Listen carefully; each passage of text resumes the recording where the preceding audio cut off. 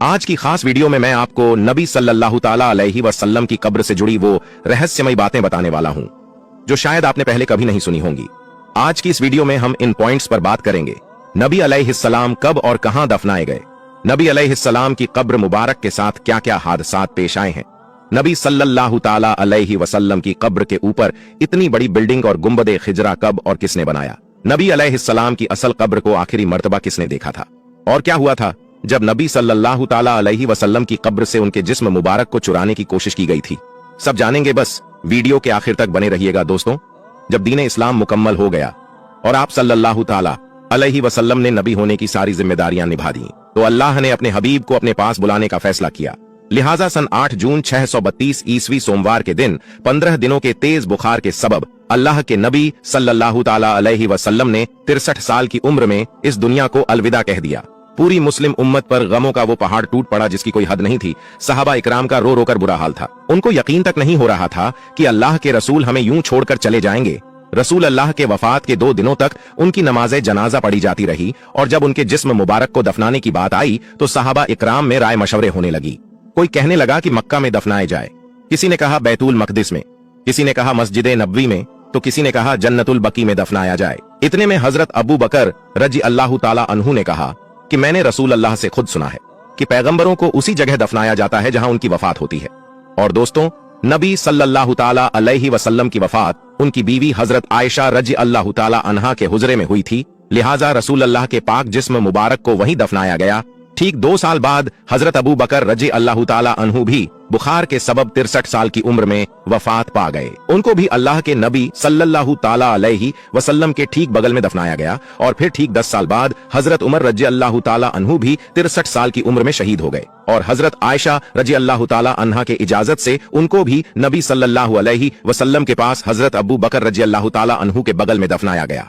दोस्तों, नबी सल्लल्लाहु ताला अलैहि वसल्लम की कब्र के चारों ओर सोने और तांबे से बनी ये सुनहरी जालियां पहले लकड़ी की हुआ करती थीं, जो कि सबसे पहले मिस्र के ममलुक सुल्तान जहीर बैबर्स ने सन 1269 ईस्वी में बनवाई थी। इसके बाद 1481 ईस्वी में ममलुक सुल्तान अशरफ केतबे ने इस बाउंड्री को लोहे और तांबे से बनवाया। जिस जगह मुसलमान रोजाए रसूल के सामने खड़े होकर आका पर दरूद और सलाम पढ़ते हैं, वहां की जाली में 3 खास सुराख दिखाई देते हैं। इस सुराख के बिल्कुल सामने नबी सल्लल्लाहु ताला अलैहि वसल्लम की कब्र मुबारक है और इस सुराख के सामने हजरत अबू बकर और इस सुराख के सामने हजरत उमर रजी अल्लाह ताला अन्हु का कब्र मुबारक है। कुछ लोग सोचते हैं कि इन सुराखों से हमें नबी सल्लल्लाहु अलैहि वसल्लम की असल कब्र मुबारक दिखाई देती है, जबकि ऐसा मुमकिन ही नहीं है। इन सुराखों से सिर्फ एक हरा कपड़ा दिखाई देता है। असल कब्रें तो 3 दीवारों के पीछे होती हैं। अब ये 3 दीवारें कौन सी हैं, कब बनी थी, किसने और क्यों बनाई थी, आइए इतिहास में पीछे चलते हैं। जिस जगह नबी सल्लल्लाहु ताला अलैहि वसल्लम की कब्र मुबारक है वो हजरत आयशा रजी अल्लाह ताला अन्हा का हुजरा या घर था और इसी घर के आसपास नबी सल्लल्लाहु ताला अलैहि वसल्लम की बाकी बीवियों के घर भी थे। मगर नबी सल्लल्लाहु ताला अलैहि वसल्लम की वफात के 80 साल बाद ही यानी 711 ईस्वी में ये सारे घर तोड़ दिए गए। दरअसल इस वक्त वलीद बिन अब्दुल मलिक खलीफा थे और उमर बिन अब्दुल अजीज मदीना के गवर्नर थे। इस वक्त तक मुसलमानों की तादाद बढ़ने लगी थी और मस्जिद नबवी में नमाजियों के लिए जगह कम पड़ने लगी थी। इसी वजह से खलीफा वलीद बिन अब्दुल मलिक ने गवर्नर उमर बिन अब्दुल अजीज को नबी सल्लल्लाहु अलैहि वसल्लम की बीवियों के घर तोड़ने का हुक्म दिया ताकि मस्जिद नबवी को बड़ा किया जा सके। मगर इस घटना से उस वक्त के मौजूदा ताबीन और बाकी के मुसलमान खुश नहीं थे, मगर फिर भी ये काम करना पड़ा। इसी साल यानी 711 ईस्वी में बारिश की वजह से रोजाए रसूल यानी आयशा रजी अल्लाह ताला अन्हा की हुजरे की एक दीवार गिर गई। मदीना के गवर्नर उमर बिन अब्दुल अजीज ने दीवार को दोबारा तामीर करने का हुक्म दिया। जैसे ही लोगों ने दीवार की नींव खोदी, अचानक वहां खड़ा हर शख्स डर के पीछे हट गया। लोगों ने देखा कि कब्र से एक पैर बाहर निकल आया है। लोगों में हड़बड़ाहट मच गई कि ये पैर मुबारक रसूलुल्लाह सल्लल्लाहु अलैहि वसल्लम का है। मगर बाद में उर्वा बिन जुबैर ने उस पैर मुबारक को ध्यान से देखा और कहा कि ये पैर रसूल अल्लाह का नहीं है बल्कि हजरत उमर रजी अल्लाह ताला अन्हु का है। इसके बाद कब्र को ठीक करके उमर बिन अब्दुल अजीज ने काले पत्थरों से उस दीवार की मरम्मत कराई। इस एक दीवार को छोड़कर बाकी की 3 दीवारें और छत आज भी वैसे की वैसी ही हैं जैसे नबी सल्लल्लाहु अलैहि वसल्लम के दौर में बनाई गई थी। उमर बिन अब्दुल अजीज ने महसूस किया कि ये दीवारें कमजोर होने लगी हैं, लिहाजा उन्होंने इन दीवारों के भी इर्द गिर्द एक मोटी मजबूत पत्थरों की दीवार जो 5 कोनों की थी।